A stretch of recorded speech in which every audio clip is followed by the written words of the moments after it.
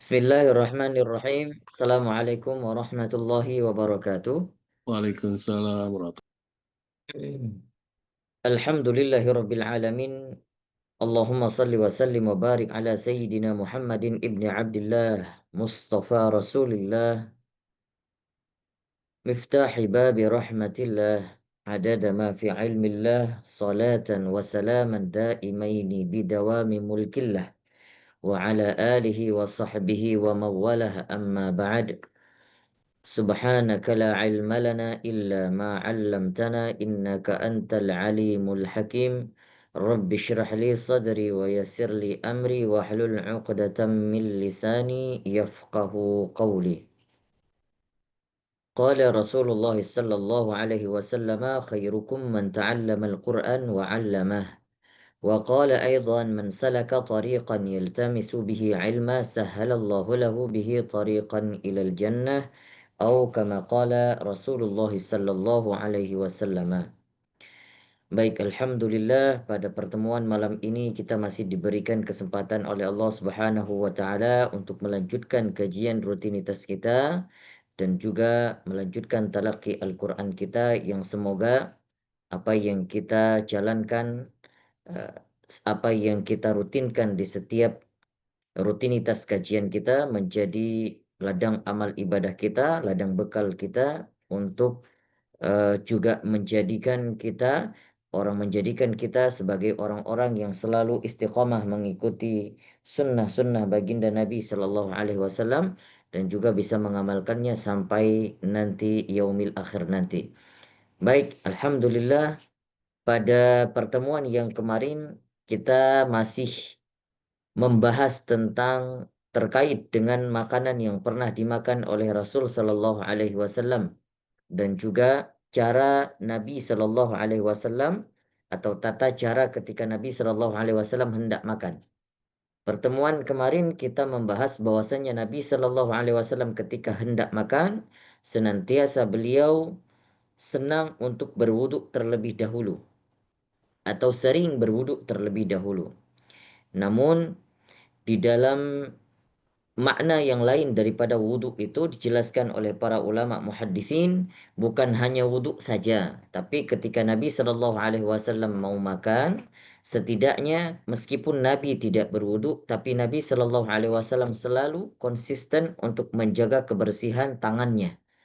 Ya, jadi seminimalnya kalau kita tidak berwuduk, tapi senantiasa kita terus menjaga kebersihan kebersihan tangan kita. Maka kata para ulama, kalau kita mencuci tangan sebelum makan, maka itu sudah juga diibaratkan seperti berwudu. Baik, pada malam hari ini insya Allah kita akan bahas tentang satu bab yang ini juga merupakan sangat penting, bagaimana tata cara Nabi Shallallahu Alaihi Wasallam mengajarkan kita ketika hendak makan dan setelah makan apa yang harus dibacakan. Maka Al-Imam At-Tirmidzi dalam kitabnya Syama'il Muhammadiyah menjelaskan di dalam bab qauli Rasulillah sallallahu alaihi wasallam 'inda at-ta'ami wa ba'da ma yafrughu minhu. Qala al-musannif rahimahullahu ta'ala wa nafa'ana bihi wa bi'ulumihi fid darain amin amin ya rabbal alamin ila an qala babu ma ja'a fi qauli Rasulillah sallallahu alaihi wasallam 'inda at-ta'ami wa ba'da ma yafrughu minhu. Bab yang membahas tentang apa yang diucapkan oleh Rasul Shallallahu Alaihi Wasallam ketika makan, artinya ketika hendak makan atau setelah makan. Nah, kita lihat apa yang pernah dibacakan oleh Nabi Shallallahu Alaihi Wasallam. Disebutkan di dalam hadis 194, haddatsana Qutaibah haddatsana Ibnu Lahiyah an Yazid bin Abi Habib an Rashid bin Jandal al-Yafi'i. Ini al-Yafi'i juga merupakan sahabat dari negeri Yaman. Yafi'i ini salah satu daerah di Yaman. An Habib bin Aus an Abi Ayyub al-Ansari. Kunna 'inda Nabi sallallahu alaihi wasallam yauman. Diceritakan oleh Abu Ayyub al-Ansari, kunna 'inda Nabi sallallahu alaihi wasallam adalah ketika kita bersama baginda Nabi sallallahu alaihi wasallam suatu hari, faqurriba ilaihi ta'am, dan kita dihidangkan suatu makanan. Falam ara ta'aman kana a'zama barakatan minhu. Kata Abu Ayyub Al-Ansari, maka saya tidak pernah melihat ada keberkahan makanan yang begitu besar kecuali ketika kita makan bersama bareng-bareng bersama baginda Nabi Sallallahu Alaihi Wasallam. Artinya diceritakan oleh Abu Ayyub Al-Ansari bahwa suatu keberkahan yang sangat agung, sangat besar ketika kita disuguhkan makan dan makannya itu bersama Nabi. Itu tidak ada duanya keberkahan. Awwala ma akalna wala aqalla barakatan fi akhirih. Ya, kata diceritakan oleh Abu Ayyub Al-Ansari, di awal kami makan, maka seakan-akan makanan yang kami makan itu tidak ada kurang-kurangnya. Begitu keberkahannya. Ya. Terus kemudian ini ada cerita tentang satu orang, ya maksudnya ada latar belakangnya hadis ini yang menceritakan tentang seseorang ketika Nabi Shallallahu Alaihi Wasallam duduk makan bersama sahabat, ternyata datang seseorang yang bisa dikatakan juga orang Badui datang kemudian hanya langsung duduk makan bersama Nabi tanpa membaca Bismillah. Nah, ini permasalahannya. Qulna ya Rasulullah, kaifa hadza? Kemudian dikatakan oleh Abu Ayyub Al-Ansari, "Ya Rasulullah, apa yang terjadi ini?" Ya, artinya Abu Ayyub Al-Ansari keheranan. Tadi di saat kita makan seakan-akan kita ndak berkah makanannya begitu besar. Sehingga ketika kita makan seakan-akan makanan itu tidak berkurang-kurang. Nah, ini kata Abu Ayyub Al-Ansari. Nah, ternyata ketika datang seseorang ini, datang makan tanpa membaca bismillah, kemudian pergi. Lalu Abu Ayyub Al-Ansari bertanya kepada Rasulullah, "Ya Rasulullah, apa yang terjadi ini? Kok kita bisa kekurangan makanan?" Qala, kemudian berkata Rasul sallallahu alaihi wasallam, "Inna dzakarna smallahi hina akalna." Kita tadi ketika makan di awal tadi kita baca bismillah kata Rasulullah. Tsumma qa'ada man akala, kemudian datang orang Badui tadi dan dia walam yusammillaha fa akala ma'ahu syaitan. Dan dia tidak membaca bismillah, oleh karena itu sehingga syaitan datang ikut nimbrung makan bersama kita. Nah, itu yang menyebabkan keberkahan makanan itu jadi berkurang. Maka oleh Rasulullah Sallallahu Alaihi Wasallam menganjurkan kepada kita untuk membaca bismillah ketika memulai makan. Dan kemudian ini hadis, meskipun hadisnya termasuk hadis yang dhaif, tapi secara riwayat banyak para ulama yang ingin memasukkan hadis ini ke dalam golongan yang sedikit naik daripada dhaif, hasan. Karena kenapa? Manfaatnya jauh lebih besar. Meskipun dhaif, tapi banyak riwayat-riwayat hadis, termasuk juga ada hadis yang sahih yang menganjurkan Nabi Shallallahu Alaihi Wasallam menganjurkan untuk membaca Bismillah, bahkan membaca doa ketika hendak makan. Di dalam hadis yang lain disebutkan juga haddatsana Yahya bin Musa haddatsana Abu Daud haddatsana Hisham ad-Dastuwai an Budayl al-Uqaili an Abdullah bin Ubaid bin Umair an Ummi Kulthum dari Ummu Kulthum an Aisyah dari Sayyidah Aisyah berkata, qala Rasulullah sallallahu alaihi wasallam, "Idza akala ahadukum fanasiya ay yadhkurallaha ala ta'amihi falyaqul bismillahi awwalahu wa akhirahu." Ini dari Ibunda Aisyah mengatakan bahwasannya anjuran Nabi Shallallahu Alaihi Wasallam ketika kita hendak makan dan ternyata ketika kita makan ada yang kelupaan untuk membaca Bismillah di awalnya, artinya sebelum makan. Maka apa yang dianjurkan oleh Rasulullah? Rasulullah memberikan alternatif lain. Apa itu? Membaca Bismillahi awwalahu wa akhirahu. Nah, ini menjadi catatan. Jadi kalau kita lupa baca bismillah, ternyata diberikan alternatif lain oleh Rasulullah untuk membaca bismillahi awwalahu wa akhirahu. Apa artinya? Dengan nama Allah yang pada awalnya dan pada akhirnya. Artinya kita menyebutkan nama Allah baik pada awal aktivitas atau di tengah aktivitas atau di akhir aktivitas. Maka Nabi Shallallahu Alaihi Wasallam ini menganjurkan untuk membaca kalau seandainya kita lupa membaca Bismillah di awal makan. Saya ulangi, doanya adalah Bismillahi awwalahu wa akhirahu. Pendek saja. Atau bismillahi fi. Kalau tambah fi, maka jadinya fi awwalihi wa akhirihi. Tapi kalau tidak ada fi, jadinya bismillahi awwalahu wa akhirahu. Hadis yang selanjutnya, haddatsana Abdullah bin As-Sabbah Al-Hashimi Al-Basri, haddatsana Abdul A'la an Ma'mar an Hisham bin Urwah an abihi an Umar bin Abi Salamah. Ini dari Umar bin Abi Salamah. Siapanya Nabi ini? Umar bin Abi Salamah. Umar bin Abi Salamah ini adalah anak tirinya Nabi. Karena Nabi Shallallahu Alaihi Wasallam selepas meninggalnya ayah daripada Umar bin Abi Salamah, maka Nabi Shallallahu Alaihi Wasallam menikahi Ummu Salamah yang dikenal atau nama aslinya adalah Hindun. Ya, kita kenal ada istri Nabi yang namanya Hindun. Maka Hindun ini namanya adalah nama lainnya atau lakopnya sering dipanggil dengan Ummu Salamah. Ini istri Nabi yang terakhir sekali wafat. Maka dikatakan bahwa diriwayatkan oleh Umar bin Abi Salamah, siapanya?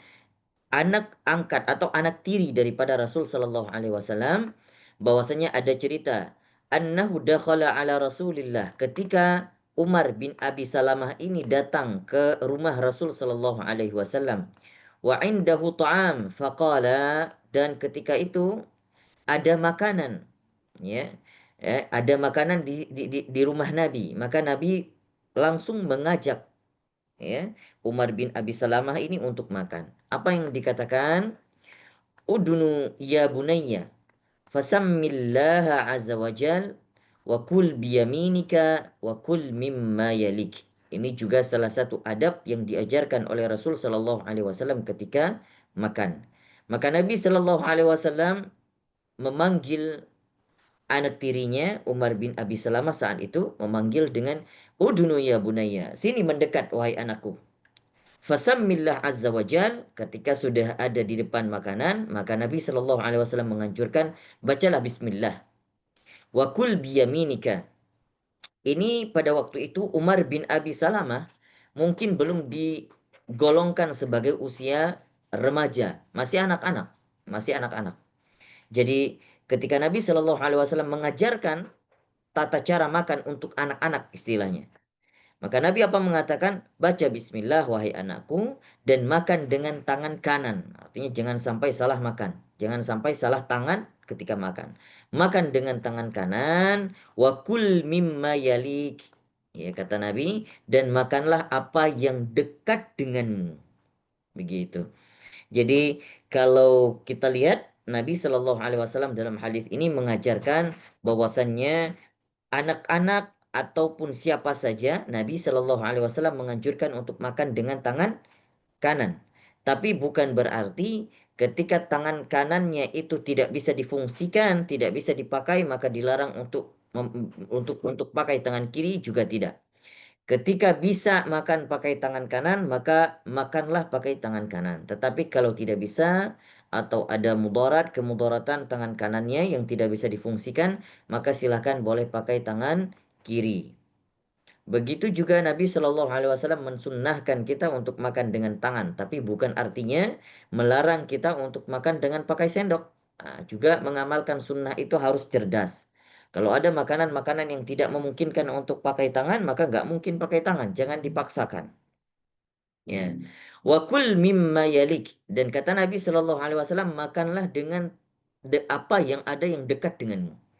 Kalau tradisi Rasulullah Shallallahu Alaihi Wasallam dan bersama para sahabatnya, orang-orang Arab terdahulu, itu makannya dalam satu nampan, berdua, bertiga, berempat. Maka itu untuk dalam rangka menjemput keberkahan. Maka Nabi menganjurkan kalau makan dalam satu bebarengan atau satu nampan, atau tidak satu nampan, kalau makan bareng-bareng gitu ya, maka kata Nabi, makanlah yang dekat denganmu, yang dekat denganmu. Ya, artinya kalau ada makanan yang dekat, jangan sampai mencaplok makanan yang begitu jauh. Nah, itu tidak ada adab. Ya, kurang adab ketika makan. Apa yang bisa dijangkau, yang paling dekat, maka itulah yang harus dimakan terdahulu. Ada beberapa komentar para ulama terkait dengan konteks hadis ini, bahwa makan secara makanan yang paling dekat dengan siapa saja yang duduk dengan makanan tersebut. Kata para ulama hadis bahwa konteksnya adalah ini berlaku ketika makanan itu lauknya sama. Jadi kalau lauknya sama, dilarang untuk mencaplok yang lebih jauh. Kalau misalnya ada konteksnya menunya sama tapi size-nya berbeda. Ya mungkin istilahnya contohnya begini. Kalau ada potongan daging yang lebih besar mungkin agak jauh dengan kita, padahal menunya sama. Sama-sama daging rendang misalnya. Tapi hidangan daging-daging rendang yang besar mungkin agak jauh dari kita. Maka jangan sampai menjangkau yang paling jauh itu, padahal menunya sama, cuman hanya ingin untuk menjangkau size yang lebih besar yang ingin kita jangkau. Itu jangan. Itu su'ul adab. Adabnya kurang. Tapi kalau dalam konteks menunya berbeda, ya, kalau kita ingin makan suatu menu yang tidak ada dekat dengan kita, ya, kalau misalnya kita ke apa namanya ke prasmanan atau yang dihidangkan begitu saja, ya mungkin ketika bertamu terus dihidangkan, ya, ya secara tradisi mungkin juga kita ingin mencicipi beberapa menu-menu yang ada di depan. Maka dalam konteks itu ada ulama hadis yang membolehkan. Boleh, silahkan, tidak apa-apa kalau meminta izin atau meminta tolong untuk mengambil yang agak sedikit jauh, dan boleh kita untuk makan yang agak mengambil menu yang agak sedikit jauh. Itu kalau konteks menunya berbeda. Tapi kalau menunya sama, cuman hanya ukurannya yang berbeda, maka itu dilarang oleh para ulama ulama hadis tentunya, dan larangan itu bukan sampai haram, tapi hanya makruh saja, su'ul adab, tidak kurangnya beradab. Tetapi kita ketika ngaji terkait dengan hadis ini bersama guru-guru kita, itu kita mempraktikkannya, bahwa guru kami juga mengajarkan apapun konteksnya, baik itu menunya berbeda atau size-nya berbeda atau apa yang kita inginkan, maka kita selalu diajarkan untuk, ya sudah, makanlah yang dekat denganmu. Mau menunya beda, mau apapun, makan saja, syukuri apa yang ada di depanmu. Begitu kita diajarkan oleh guru-guru kita. Maka oleh karena itu boleh kita amalkan. Mau ngambil pendapat yang pertama silahkan, ngambil ke pendapat kedua juga silahkan. Ya, asal jangan mengambil pendapat yang tidak ada referensinya. Baik, di dalam hadis yang lain dijelaskan, haddatsana Mahmud bin Ghailan, haddatsana Abu Ahmad Az-Zubairi, haddatsana Sufyan Ats-Tsauri an Abi Hashim an Ismail bin Riyah an Riyah bin Abidah an Abi Sa'id Al-Khudri. Dikatakan oleh Abu Sa'id Al-Khudri, beliau berkata, kana Rasulullah sallallahu alaihi wasallam idza faragha min ta'amihi. Ini Nabi sallallahu alaihi wasallam sekarang menceritakan atau menjelaskan atau mengajarkan kita tentang apa yang harus kita baca setelah selesai makan. Qala alhamdulillahilladzi at'amana wa saqana wa ja'alana muslimin. Ini doa yang biasanya sering kita ajarkan untuk anak-anak kita juga, doa yang seperti ini. Alhamdulillahilladzi at'amana wa saqana wa ja'alana muslimin, atau wa ja'alana minal muslimina ahliha. Nah, ini sudah sangat familiar doanya. Maka alangkah sangat baik kalau kita sesudah makan untuk membacakan doa ini sebagai bukti tanda syukur kita kepada Allah Subhanahu wa taala. حدثنا محمد بن بشار حدثنا يحيى بن سعيد حدثنا الثور بن يزيد حدثنا خالد بن معدان عن أبي أمامة قال berkata Rasulullah sallallahu alaihi wasallam, kana Rasulullah sallallahu alaihi wasallam idza rufi'atil ma'idatu min baini yadayhi, ketika sudah diangkat makanan-makanan dari depannya, maka Nabi Shallallahu Alaihi Wasallam seraya berdoa. Artinya ketika sudah diangkat makanan-makanan di depan Nabi, Nabi sudah selesai makan, kemudian makanannya diangkat, apa yang dibacakan oleh Nabi? Alhamdulillahi hamdan kathiran tayyiban mubarakan fih, ghaira muwadda'in wala mustaghnan anhu rabbana. Nah, ini juga doa lainnya. Ketika Nabi Shallallahu Alaihi Wasallam pernah membaca juga setelah makan.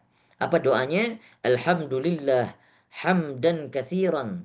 Segala puji bagi Allah, pujian yang begitu banyak, pujian yang begitu luar biasa, pujian yang begitu baik, mubarakan fih, yang juga di dalam pujian itu terkandung keberkahan-keberkahan yang begitu besar. Ghaira muwadda'in, yang pujian itu yang sebenarnya Allah itu tidak butuh, atau wala mustaghnan, atau tidak butuh. Ghairu muwadda'in ini yang tidak ditinggalkan.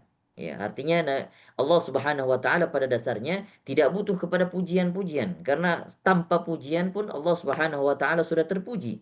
Ya, tidak ditinggalkan. Kalaupun misalnya pujian ada yang meninggalkan, tidak ada lagi yang memuji Allah, maka Allah juga masih tetap terpuji. Wala mustaghnan anhu rabbana, dan juga Allah tidak butuh terhadap pujian dari makhluknya sebenarnya. Ya, tapi kita selaku makhluk juga seharusnya senantiasa untuk terus memuji Allah Subhanahu wa taala. Maka dalam hal ini, dalam konteks ini, Nabi setelah makan membaca doa ini. Ini juga salah satu doa yang sangat bagus. Ya, kalau kita tidak mau doa-doa kita tidak sama, artinya mau doa yang anti mainstream, baca ini. Ya, biar nggak sama sama orang-orang lain, gitu ya. Alhamdulillah hamdan katsiran tayyiban mubarakan fih ghaira muwadda'in wala mustaghnan anhu rabbana. Masya Allah. Kalau kita lagi makan bareng-bareng, baca ini, langsung dikira, ini Ustadz lebih paham kayaknya. Padahal cuman hafal satu doa gitu ya. Tapi nanti ada doa yang lain yang akan diajarkan oleh Rasulullah, yang juga bersumber dari hadis yang sahih, dan juga doanya anti mainstream, nggak familiar. Haddatsana Abu Bakar Muhammad bin Abana. Haddatsana Waqi' haddatsana Hisham Ad-Dastuwai an Budail bin Maisarah Al-Aqqa Al-Uqaili an Abdullah bin Ubaid bin Umair an Ummu Kulthum. Ini dari Ummu Kulthum. Dari Sayyidah Aisyah berkata, kana Nabi sallallahu alaihi wasallam ya'kulu at-ta'ama fi sittatin min ashabih. Dalam konteks yang lain, di hari yang lain, Ibunda Aisyah pernah menceritakan bahwa Nabi Shallallahu Alaihi Wasallam pernah makan dengan 6 orang sahabatnya. Tidak dijelaskan siapa saja 6 orang ini daripada sahabat Nabi. Faja'a a'rabiyun, maka datanglah seseorang, fa'akalahu biluqmataini, dan dia makan dengan 2 suap, artinya 2 suap doang. Faqala Rasulullah sallallahu alaihi wasallam, "Law samma lakafakum." Nah, maksudnya apa? Hadis ini menceritakan bahwasanya Nabi Shallallahu alaihi wasallam ketika makan dengan 6 orang sahabat, ya, maka sebelum makan akhirnya datang seseorang yang tidak dikenal, ya bisa dikatakan orang Baduy, dan ikut makan bareng-bareng. Ya, artinya ikut makan bersamaan. Kalau tadi konteksnya bahwa Nabi Shallallahu Alaihi Wasallam sedang makan, datang seorang Badui, kemudian makan. Tapi sahabat yang lain sudah makan duluan, sudah beberapa suap. Ini hadis ini menceritakan bahwasanya saat itu Nabi Shallallahu Alaihi Wasallam belum makan, baru mau makan. Maka datang seseorang Badui juga ikut nimbrung makan, karena begini. Nabi Shallallahu Alaihi Wasallam dulu kalau makan bersama para sahabat, tidak pilih-pilih, tidak, bukan hanya orang-orang yang dikenal saja makan, bukan. Tapi siapa saja, kalau sedang makan, ada makanan, siapa saja yang lewat dipanggil. Atau siapa saja yang lewat boleh datang makan. Begitu tradisi mereka. Artinya orang Arab terdahulu, kalau kalau lihat ada makanan, maka boleh nimbrung begitu saja, meskipun tidak kenal. Nah, itu tradisi mereka. Maka ketika Nabi Shallallahu Alaihi Wasallam baru mau makan dengan 6 orang sahabat, ternyata tambah 1 orang, 7 jadinya. Tapi orang ini tidak membaca bismillah, tidak membaca memulai dengan doa menyebut nama Allah. Maka apa yang terjadi? Mereka setiap sahabat-sahabat ini cuman seperti makan 2 suap saja, artinya tidak kenyang. Apa yang diceritakan oleh Rasulullah, ternyata Rasulullah ketika seseorang itu sudah pergi, maka Rasulullah berkata, "Lau samma lakafakum." Seandainya orang tadi membaca atau menyebut bismillah atau membaca doa, maka makanan ini akan cukup bagi kita dan akan mengenyangkan kita. Nah, itu adalah sebuah keberkahan. Karena kenapa? Yang ikut makan sama Nabi sebenarnya itu tadi dalam hadis tadi dikatakan yang ikut makan sama Nabi itu sebuah keberkahan yang luar biasa. Kalau kita baca riwayat yang menceritakan tentang perang Khandaq, Nabi Shallallahu Alaihi Wasallam makan yang seharusnya makanan itu cuma cukup untuk 4-5 orang saja, tapi apa yang terjadi dengan tangan keberkahan Nabi, dengan tangan yang mulia Nabi Shallallahu Alaihi Wasallam menciduk setiap makanannya, maka makanannya tidak akan berkurang. Dan itu mencukupkan untuk 300 sampai 500 orang lebih saat itu. Subhanallah. Padahal secara logis itu makanan cuma cukup 3-4 orang saja. Tapi karena keberkahan. Apalagi keberkahannya baginda Nabi Sallallahu Alaihi Wasallam. Hadis selanjutnya. Haddatsana Hannad wa Mahmud bin Ghailan qala haddatsana Abu Usamah an Zakaria bin Abi Zaidah an Sa'id bin Abi Burdah an Anas bin Malik, dari Anas bin Malik diceritakan qala Rasulullah sallallahu alaihi wasallam, Rasul sallallahu alaihi wasallam berkata, innallaha la yarda 'anil 'abdi ay ya'kulal aklata aw yashraba syarbata fayahmadahu 'alaiha. Ya, dalam hadis ini diceritakan bahwasanya sesungguhnya Allah sungguh akan memberikan keridhaannya kepada seorang hamba yang makan suatu makanan atau minum suatu minuman, dan setelahnya fayahmadahu 'alaiha, setelahnya membaca tahmid atau membaca hamdulillah. Ternyata membaca doa setelah makan, alhamdulillahilladzi at'amana wa saqana wa ja'alana minal muslimina ahliha, atau sekurang-kurangnya membaca alhamdulillah, ternyata itu dapat mengundang keridhaan Allah Subhanahu wa taala. Maka jangan diremehkan. Mungkin bisa dikatakan ini amalan yang remeh, tapi subhanallah, ternyata ini juga yang mengundang keridhaan Allah Subhanahu wa taala. Bapak Ibu, keridhaan Allah itu tidak ada yang tahu. Mana voucher yang kita bisa tukar dengan keridhaan Allah. Tidak ada yang tahu. Maka setiap amal kita, terkadang secara aktivitas kita menilai ini adalah amal yang besar. Tapi di mata Allah belum tentu. Di mata Allah bisa jadi nilai yang besar dari amal itu adalah tergantung keikhlasan, tergantung daripada hati seseorang itu. Maka meskipun amalnya remeh, amalnya kecil, tapi dilakukan dengan hati yang penuh ikhlas, maka yang ternilai di mata Allah sungguh sangat besar. Dan itu akan mengundang keridhaan Allah kepadanya. Kita juga masuk surga nanti bukan karena amal kita, tapi kita masuk surga tiketnya adalah keridhaan Allah. Nah, ini sangat penting. Maka jangan remehkan amal yang sedikit, ya, dan juga jangan remehkan dosa yang kecil. Nah, itu juga bisa menyebabkan kemurkaan Allah. Jadi impas balance ini antara kemurkaan dan keridhaan Allah. Ya, saya ulangi, janganlah kita meremehkan, ya, suatu amal yang kecil. Bisa jadi amal yang kecil itu bisa mengundang keridhaan Allah. Dan juga jangan kita remehkan, ya, dosa yang kecil, karena bisa jadi dosa yang kecil itu yang kita anggap kecil, maka itu akan mengundang kemurkaan Allah Subhanahu wa taala. Baik, ini saya rasa beberapa hadis-hadis yang kita baca terkait dengan doa-doa atau apa yang dibacakan oleh Rasul sallallahu alaihi wasallam sebelum makan dan setelah makan. Tapi ada hadis di dalam riwayat yang lain tidak dihimpun di dalam kitab Syama'il ini, termasuk hadis ini dimasukkan oleh Imam Tirmidzi di dalam kitabnya yang lain, ya, dalam sunannya. Dan juga termasuk riwayatnya sahih. Nah, siapa saja yang membaca doa ini, maka akan diampunkan dosanya sebelum makan. Dosa yang mana yang diampunkan? Tentunya dosa kecil, karena dosa besar tidak diampunkan kecuali bertaubat. Nah, maka kalau ingin menggugurkan dosa-dosa kecil di antaranya, maka sebelum makan hendaklah kita membaca doa ini. Setelah makan, setelah makan. Apa yang dibacakan? Alhamdulillahilladzi at'amani hadza. Ini ada di screennya. Wa razaqanihi min ghairi haulin minni wala quwwatin, atau wala quwwah. Alhamdulillahilladzi at'amani hadza wa razaqanihi min ghairi haulin minni wala quwwah. Ini boleh nanti silahkan dihafalkan. Insya Allah akan saya share di grup. Ini doanya, alhamdulillahilladzi at'amani hadza wa razaqanihi min ghairi haulin minni wala quwwah. Apa artinya?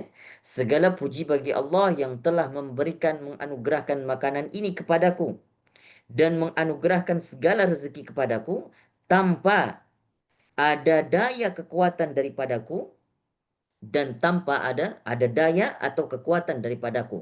Ya, artinya kita menvalidasi diri kita bahwasanya apa yang diberikan Allah, makanan yang ada di hadapan kita itu hanya semata-mata Allah yang berikan. Nggak ada daya, nggak ada upaya, nggak ada kekuatan kita ya untuk menjangkau suatu makanan itu kalau Allah tidak mengizinkan. Mungkin kita punya rezeki, mungkin kita punya duit istilahnya ya kasarnya, tapi nggak mungkin makanan bisa kebeli juga tanpa izinnya Allah Subhanahu wa taala. Mungkin duit ada tapi makanan yang ada di depan kita nggak bisa kita makan. Ada saja alasannya, mungkin sariawan, tidak selera makan dan lain sebagainya. Nah, ini juga merupakan suatu keberkahan. Maka saya ingin mengatakan bahwasannya apa yang dikatakan keberkahan? Ini mungkin juga kita salah mengartikan keberkahan. Keberkahan itu bukan hanya apa yang ditambah daripada rezeki kita. Nah, itu salah. Keberkahan itu adalah suatu bentuk rezeki.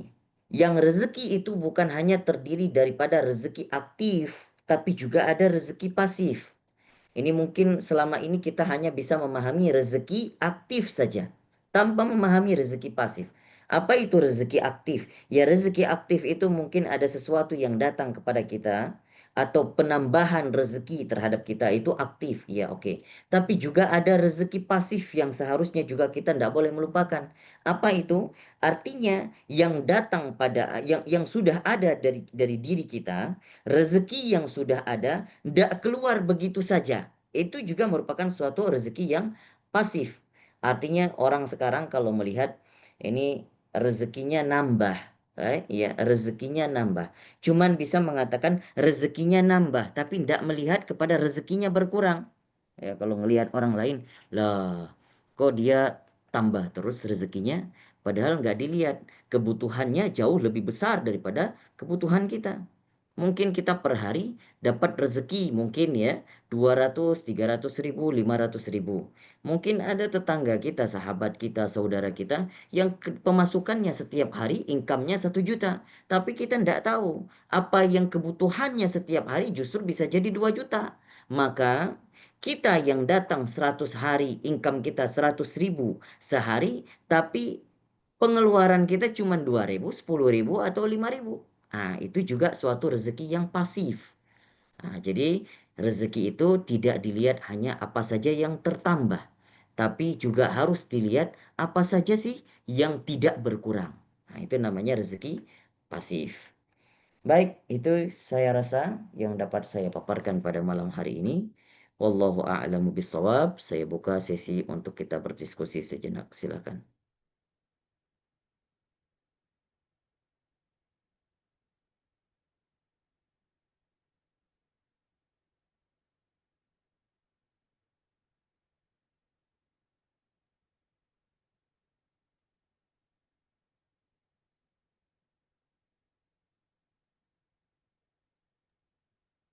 Mangga, bagi Baik, teman-teman kalau ada silakan. pertanyaan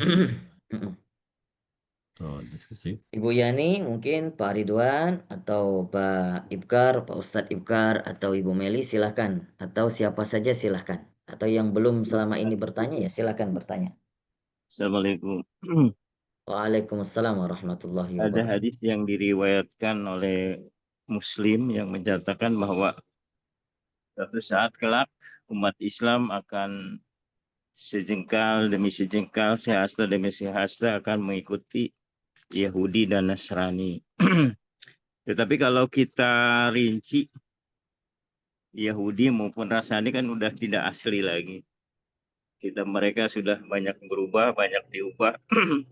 Dan terutama Yahudi yang saya teliti itu ternyata mereka itu kaum yang ada Yahudi Hajar yang ada di Eropa maupun Asia Tengah sebetulnya mereka bukan ras Yahudi, tetapi mereka memeluk agama Yahudi karena mereka takut diperangi oleh Islam kalau memeluk Nasrani, dan takut diperangi Nasrani jika memeluk Islam. Jadi sebetulnya mereka orang-orang yang cari selamat lah, semacam itu. Dan mereka juga haplogennya itu bukan, kalau keturunan Nabi Ismail maupun Nabi Yakub kan itu J1 ya.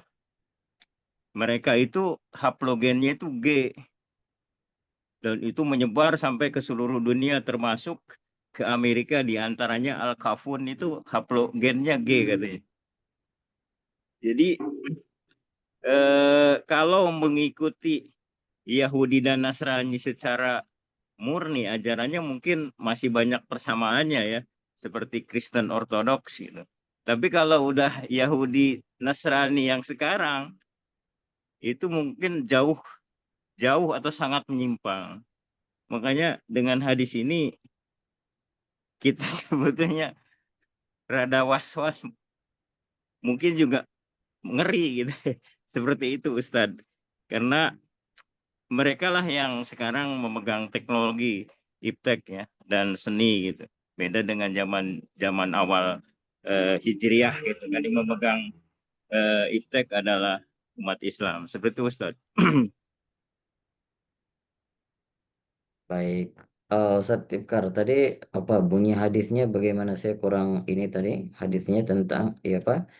Ya, eh hasta demi hasta, sejengkal bunyi demi hadisnya sejengkal akan mengikuti kaum umat lain yaitu Yahudi dan Nasrani. Bahkan jikalau mereka memasuki lubang dob itu kadal gurun gitu. Maka umat Islam Mhm. pun mau ikut. Iya, baik. Insya Allah secara jelas nanti ini jadi PR buat saya dulu. Saya kaji dulu ini hadisnya, bagaimana syarah daripada para ulama. Saya tidak berani untuk syarah panjang lebar terkait dengan apa konteks hadis yang disampaikan oleh Rasul Shallallahu Alaihi Wasallam terkait dengan ini. Dan kalau kita lihat memang kalau kita berbicara terkait dengan orang Nasrani dengan orang Yahudi zaman sekarang ya ya memang tidak orisinal lagi, tidak otentik orang Yahudi dan juga adalah otentik orang Nasrani. Semuanya mereka sudah punya kitab-kitab yang berbeda yang sangat jauh menyimpang daripada kitab orisinal dari kitab Samawi. Ya, kebanyakan mereka tidak punya lagi kitab Samawi. Apalagi orang-orang Nasrani yang kitabnya itu justru jauh 300 tahun dibuat ya atau mereka yang merubah sendiri ya dengan cara apa namanya membuat konferensi segala di Vienna kemudian langsung menggagaskan suatu kitab dan hasil daripada buah pemikiran mereka yang mungkin yang bisa dikutip beberapa hal yang mereka dan mereka juga mengaku-ngaku pernah bertemu dengan Hawariyun dan lain sebagainya itu sudah tidak nyambung kalau kita kaji secara historis dan begitu juga orang-orang Yahudi ini dari kalau kita kaji historikalnya juga sudah sangat banyak dan saya juga tidak terlalu mendalam mempelajari tentang genetik orang-orang Yahudi ini. Kalau kita dengar yang lebih mendalam banget itu menceritakan tentang ini Ustadz Felix Yao, itu ahli banget itu. Nah, kalau kita mungkin nanti bisa buka-buka YouTube, bisa ngelihat yang lebih jelasnya lagi, apa penjelasan tentang Ustadz Felix Yao terkait dengan orang-orang, bagaimana genetik orang Yahudi dan kemana peredarannya, terus juga penyebarannya kemana, karena pada yang kita tahu, orang-orang Yahudi ini sebenarnya juga kemana-mana pun dari dulu itu tidak diterima oleh bangsa manapun gitu. Dijauhi, bahkan dibenci oleh bangsa manapun. Hingga pada akhirnya ya memang orang Yahudi awalnya Yahudi yang memang masih istilahnya masih Yahudi Bani Israel yang diceritakan di dalam Al-Quran itu ya generasinya nggak jauh-jauh gitu dari masa generasi Nabi Musa alaihi salam. Setelah itu enggak lagi. Udah berbeda. Yang megang kitab Taurat asli Taurat itu bahkan pada zaman Nabi itu sudah limit. Udah nggak ada lagi. Maka kalau kita lihat siapa Salman Al-Farisi pernah belajar terhadap rabi daripada Yahudi dan itu hanya beberapa tinggal satu dua orang saja yang memang benar-benar masih punya kitab Samawi, tapi juga banyak kitab yang tidak orisinal lagi. gitu pada zaman Nabi Shallallahu Alaihi Wasallam. Apalagi sekarang, gitu sudah jauh sekali eranya. Maka oleh karena itu, insya Allah nanti saya akan kaji dulu. Ini jadi PR buat saya untuk mengkaji tentang konteks ayat hadis ini tentang tentang apa dan bagaimana asbabul wurud daripada konteks hadis yang diceritakan Rasulullah terkait dengan orang Yahudi ini. Terima kasih Ustaz Ibkar. Jazakallah khair. Afwan.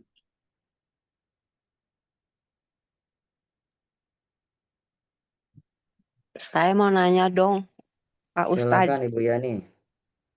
Pak Ustadz nih soal makanan ya yang haram halal lagi nih. Kalau kepiting itu halal kah atau haram? Karena ada yang bilang boleh, ada yang bilang enggak, Pak Ustadz. Oke. Terus itu kan agak bingung tuh Pak Ustadz. Iya. Apakah halal haram itu yang ada di Quran kan nggak ada kepiting. Kalau itu kan ada di hadis. Jadi gimana tuh Pak Ustadz ya? Kita mengikuti yang manakah sebaiknya? Apa Oke, dua-duanya kita baik. ikuti? Ya. Sebenarnya kalau kita lihat dari rujukan kitab ya, meskipun sebenarnya kalau MUI kita itu menghalalkan ya, tidak juga dibedakan antara apa itu kepiting dari laut atau kepiting daripada tambak. Kalau istilahnya tambak apa di sini ya? Kalau orang Sumatera sebutnya tambak. Nah, Eh, nggak tahu Pak Ustadz. apa? Peliharaan ya, mungkin peliharaan. Iya, iya, Ya, iya. peliharaan. Peningkaran, iya, iya, iya. Kayak misalnya lele, ada yang tambak Peternakan. lele Nah, gitu ya. peternakan. Peternakan lele ya, peternakan kepiting khusus ya, gitu. Tapi kalau kalau yang kita dapat begini, memang mayoritas ulama madhab Syafi'i itu membedakan ada ada binatang yang hidup dua tempat dan itu diharamkan. Mayoritas ulama madhab Syafi'i itu semua mengharamkan. Karena kita tahu bahwasanya si kepiting itu bisa hidup dua tempat. Dan Ya. setelah dideteksi ada yang menghalalkan khusus pada kepiting laut. Kenapa? Karena kepiting laut meskipun dia basicnya bisa hidup dua tempat, tapi setelah diteliti ternyata ketika dia hidup di darat dan itu nggak akan bertahan lama. Artinya dia memang habitatnya di laut. Dan maka seluruh apa saja yang ada di laut itu dihalalkan.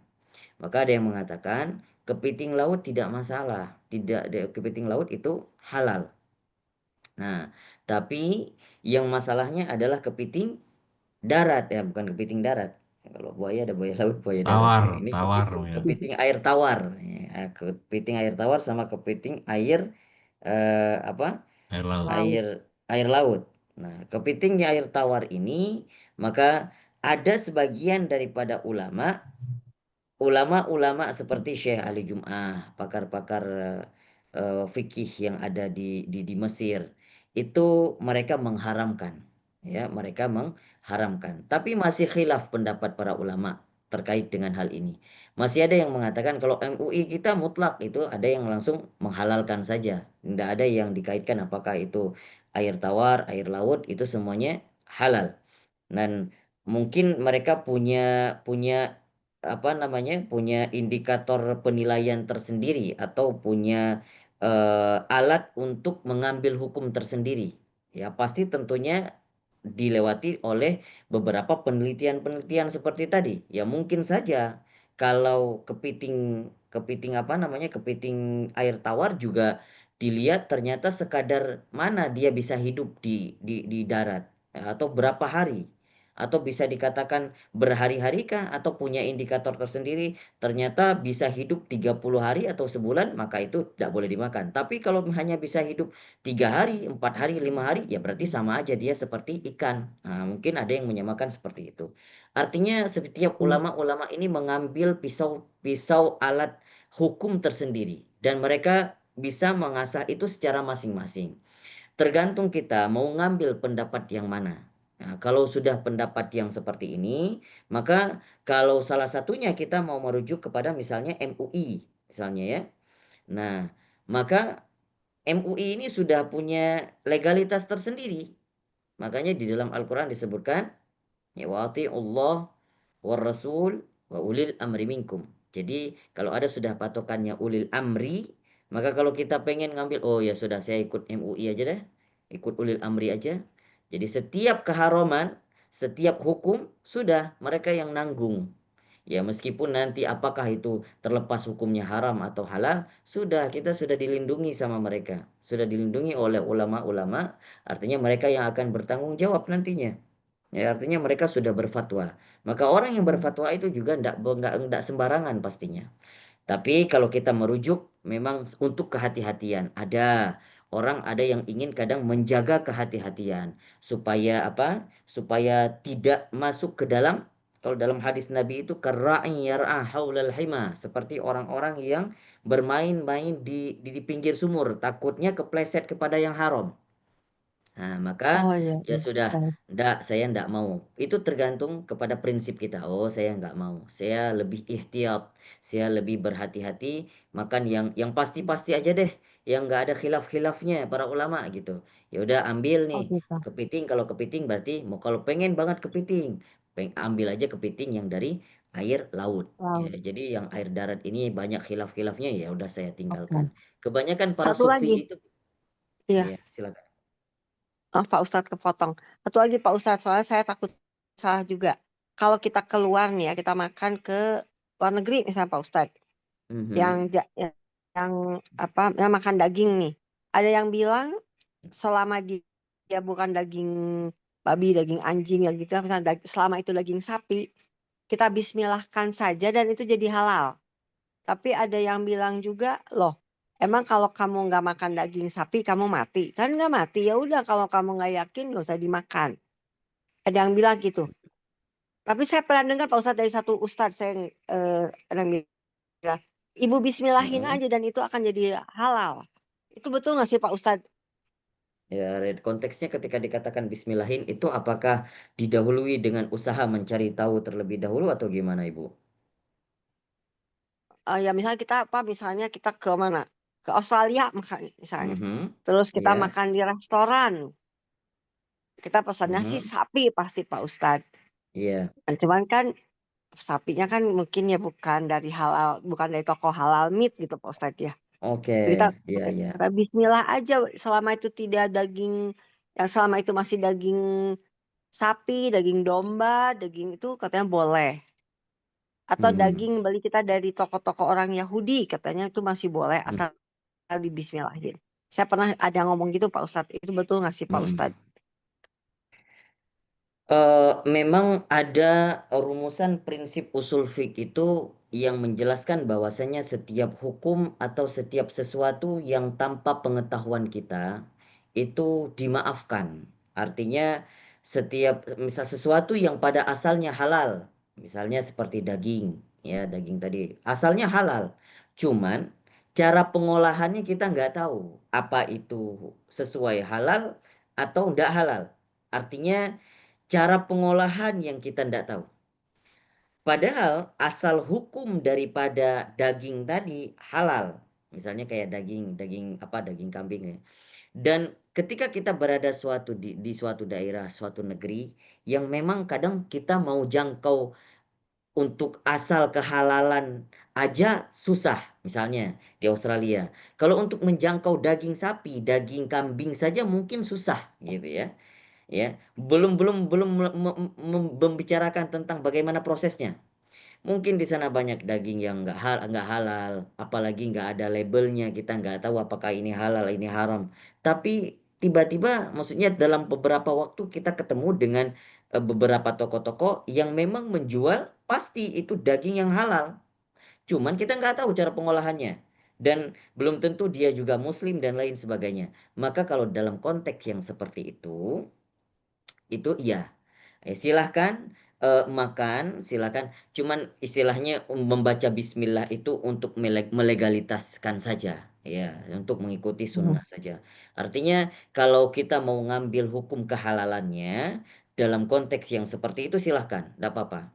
Boleh, artinya boleh makan dengan berniat, tapi harus ada niat, ada zon di dalam hati kita, insya Allah ini halal, gitu. Jadi kita harus meletakkan zon itu, karena innallaha inda dhanni 'abdi bi. Dengan zonnya kita semoga itu benar-benar halal, gitu ya. Meskipun kita nggak tahu cara pengolahan itu bagaimana. Oke. Sama halnya dengan makanan-makanan daging-daging kemasan atau sosis dan lain sebagainya yang sekarang kita konsumsi juga kita nggak tahu apakah orang yang nyembelihnya baca bismillah atau enggak. Ya, atau sesuai dengan proses penyembelihan yang halal atau enggak. Nah, ini juga jadi pertanyaan sebenarnya. Banyak hal yang harus kita pertanyakan kalau kita mencari tahu tentang bagaimana proses yang halal atau enggak. Banyak sekali sebenarnya, bukan hanya ketika kita di luar negeri. Di dalam negeri pun banyak makanan-makanan impor, makanan-makanan yang kemasan yang harus kita pertanyakan. Tapi ada rumusan hukumnya yang membolehkan mengkonsumsi karena asal hukumnya halal, maka adapun proses untuk menuju kehalalannya itu masih dipertanyakan atau ghairu ma'ruf, tidak diketahui, maka itu tidak diberatkan kita untuk mencari tahu.